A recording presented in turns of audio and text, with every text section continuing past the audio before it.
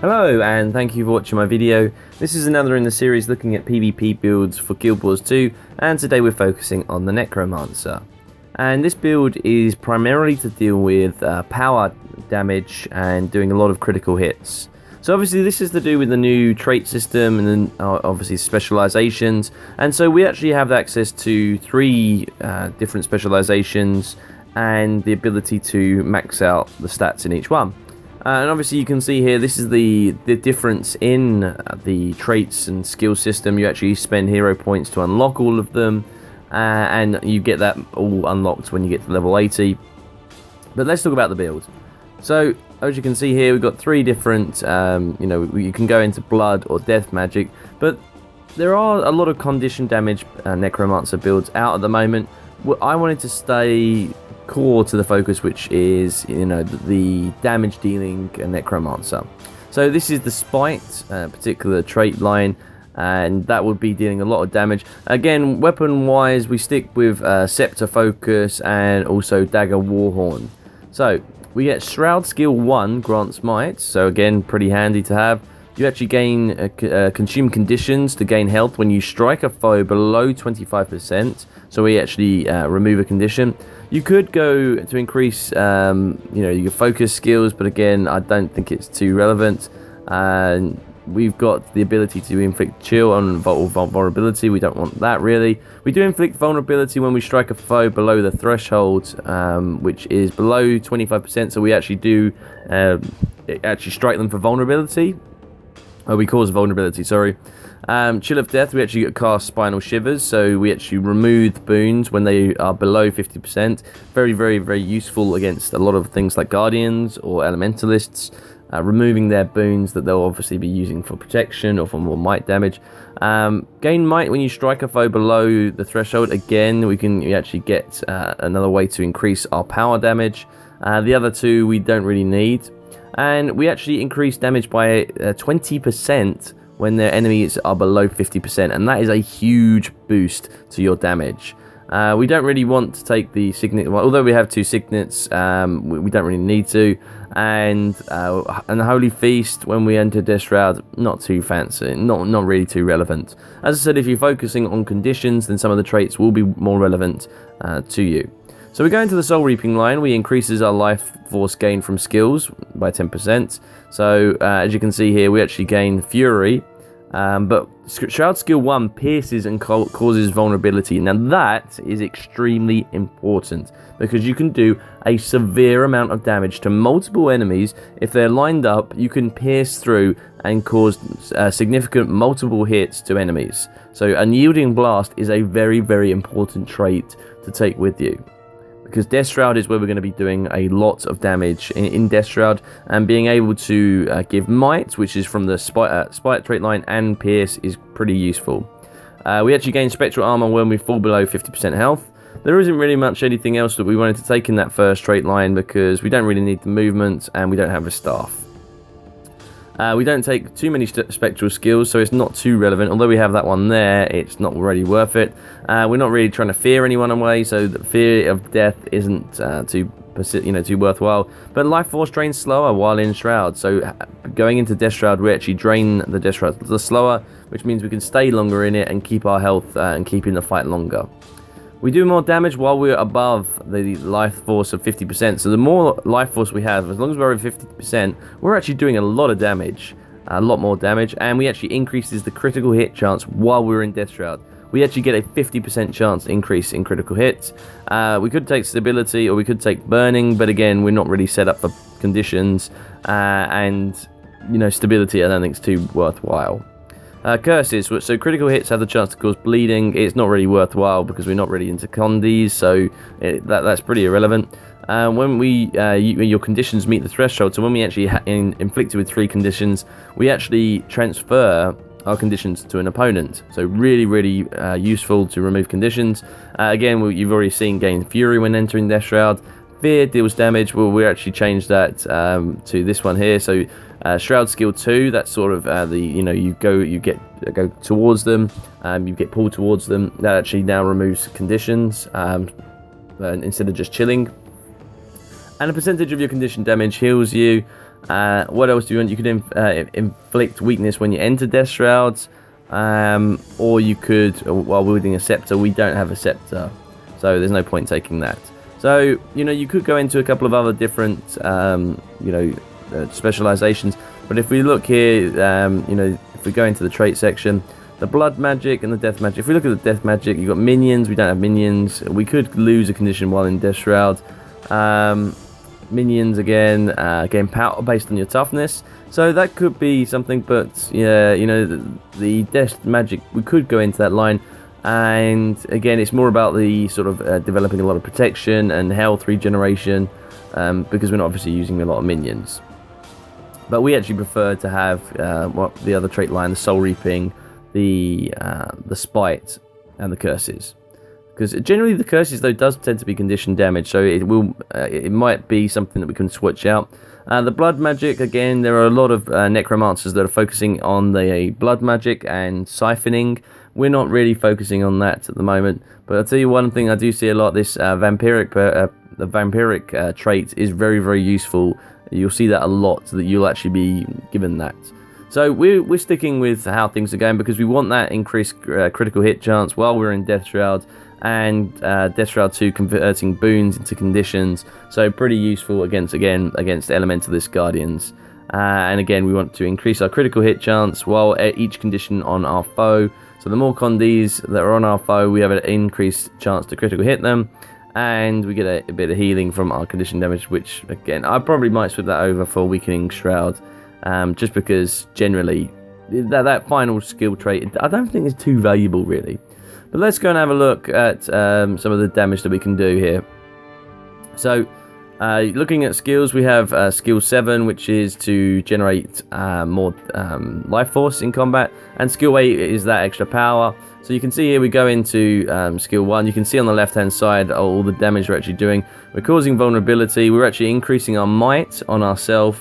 We actually get chill and bleeding going on there, and look at that. So we're really causing a lot of damage by building up our might stacks, causing vulnerability, and generally, I mean, if you look on the left hand side, we have done a lot of critical hit damage. You can see there we cast Spinal Shivers, so that was the trait. So when it was below 50%, we cast hits for Spinal Shivers. And also you see there the Flame Blast. That's actually one of the weapon signatures we actually haven't covered. So we actually trigger a Flame Blast on area effects. So that's a cooldown of 5 seconds and an increased chance of critical hitting. We got the power Rune of the Scholar, so the more health we have, the more damage we do, and obviously Berserker's Insignia. And for the Scepter, we actually have Sigil of Force, and on the Focus, we have the critical chance. So that's what we have there. I actually probably could go on to one of the traits to do the Scepter skills, but I don't generally use a lot of Scepter skills. I tend to stick mainly in the Dagger Warhorn for the close combat, because you can do a lot of critical hits with your daggers and with the Warhorn, really just generally causing a lot of pain and annoyance to your enemy. But obviously the Lich form, that is really something that's really going to be the kill game. You know, if you pop Lich form, there really isn't much an enemy can do.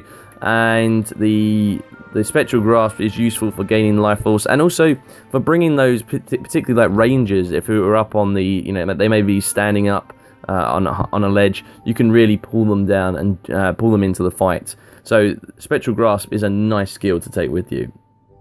Obviously there's a lot of skills like Epidemic that you can use now, but generally I'm sticking with this power build. I enjoy this power build. So let's look at some of the PvP action that we actually have for the Necromancer. So you can see here that I'm going to have one game here. So we're going to talk about Legacy of the Foefire.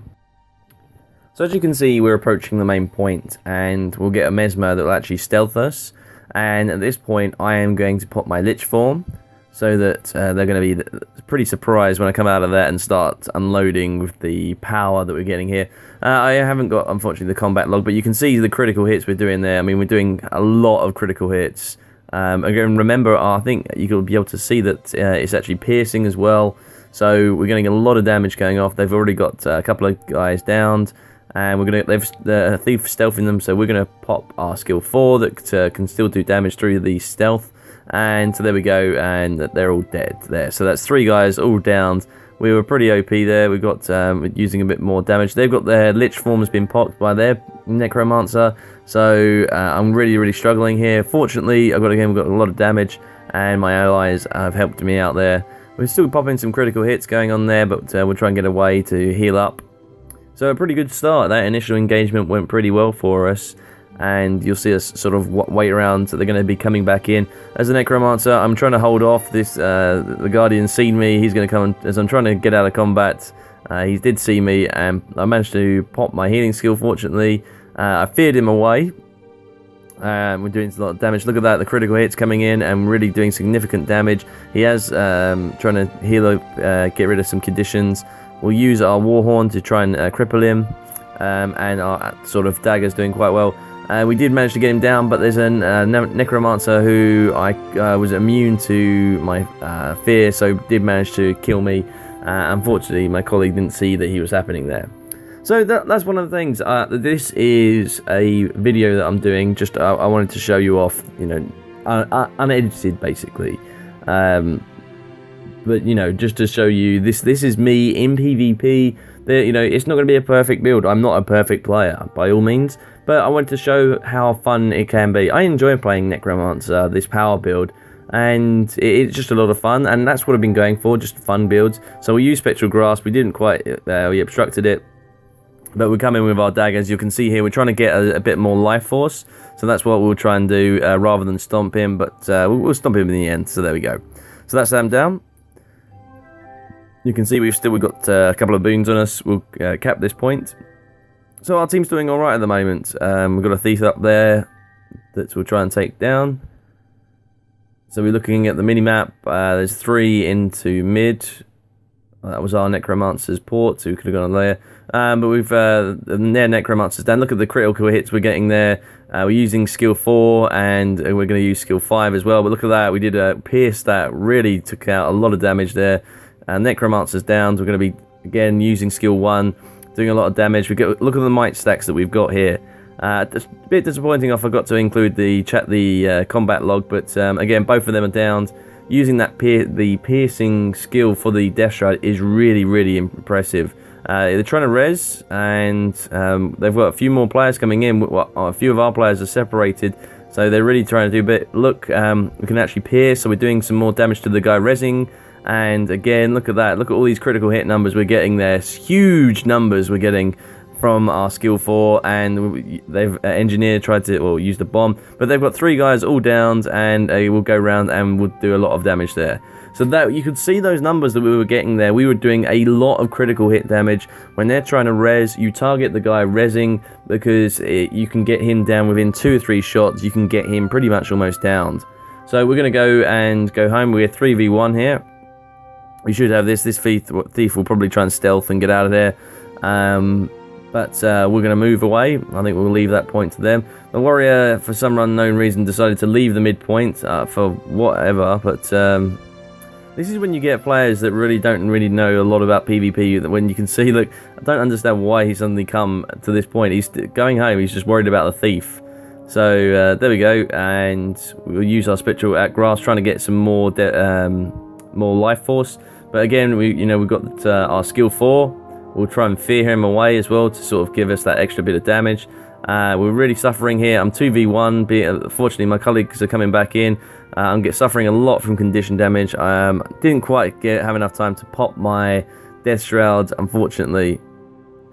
But yes, I was a little bit confused as to why the warrior left the midpoint, went home, then came back to mid, and then they decapped home. So this is what frustrates me about PvP, when you get players that just really don't have a clue about general awareness. They might be very good in a 1v1 situation, but tactically a map, the awareness around the map is very poor. And the guy doesn't even bother replying, so as you can see, I'm just like sort of not really paying attention. But there are some players that they have all the chat off, so yeah. Anyway, we'll ignore that, so we'll get the home points. I do get a little bit frustrated in PvP sometimes. So here we go, we've got our combat log up now. I remember halfway through. So you can see here, this is the scores. We're obviously doing a lot, pretty well indeed. This is one of those maps where you can decide, which we're trying to tell the warrior to go to the midpoint. It's one of those maps where you've got that decision, do you go for the Lord or not? But I'm going to come along, I'm going to leave that point, because I'm very, very useful in support roles. But their Guardian's going back for our home points. We'll try and use Spectral Grasp, but he missed it. We've got the Lich Form to pop, but we want to make sure that he doesn't block them. But we're doing a lot of damage in Death Shroud again. You can see here, doing a lot of damage.